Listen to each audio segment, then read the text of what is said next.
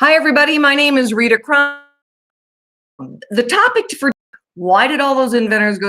I was one of them. It was wonderful. The reason was to lobby for inventor rights, for your rights. When you file a patent, it says right in the Constitution that you are entitled to that intellectual property, just like you own your house or own your car for a given amount. Kind of heading everything up for us. It was a pleasure to meet him and many of. He's the inventor of a bunch of balloons. Wonderful product if you've never used one. And after infringed on his intellectual property, he had licensed to a big toy company.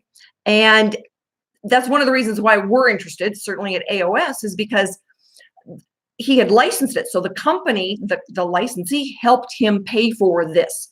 And he was very grateful. He goes, I would never have been able to do this if I hadn't licensed it. So here again, AOS is looking out for your rights, to protect your rights and your intellectual property, because we're interested, but they need us to help close that back door. The USPTO by itself cannot do that. The USPTO needs us to contact our congressmen, senators, to tell them, we need to close this back door. Senators, congressmen, we need your help. We need you to support this bill that's being written.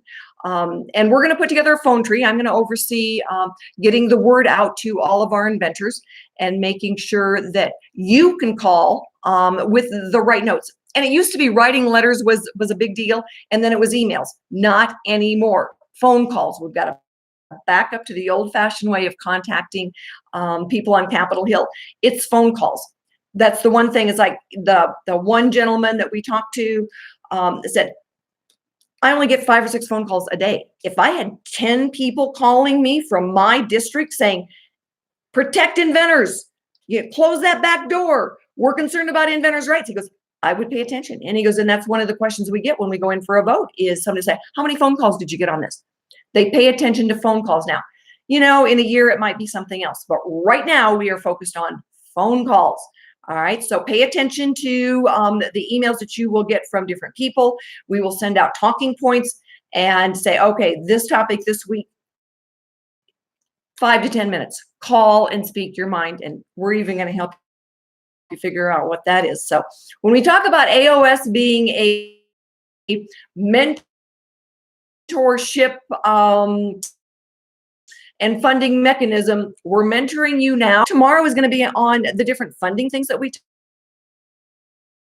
talked about at the USPTO. But today, the big topic is protecting your intellectual rights. When you've spent that money, and that was to go in, you know, you fight the fight on the front side of it to get your patent issued. We're going to make this invalid. Once it's made invalid, you can't even fight for your rights. You can't even accuse someone. Is if you know what was going on with him. To watch it. This is a fight that we can win.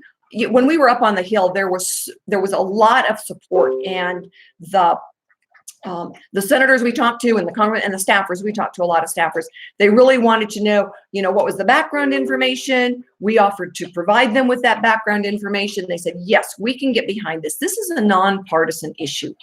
And it really is about, our economy. Inventors and innovation has been part of our economy since we landed on these shores hundreds of years ago.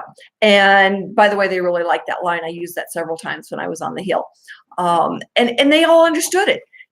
This issue with intellectual property is like somebody coming and taking your car to use it for the weekend and not paying you for it and wrecking it in the meantime.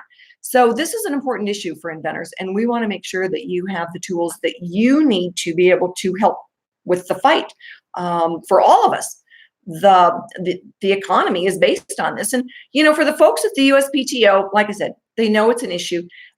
But, the other side of that is that if the independent inventor goes away and these guys start working up and infringing on the small businesses, and then it's the medium-sized businesses, eventually the USPTO goes away. Intellectual property goes away. When you look down the issue, eventually there will be no such thing as intellectual property. So we've got to fight now. We're going to step up to the plate. What we're asking you as inventors to do is pretty straightforward and simple. We'll give you the talking points. It will be short 5-minute phone calls to get the word to your elected officials in your area. And everybody across this country is doing this.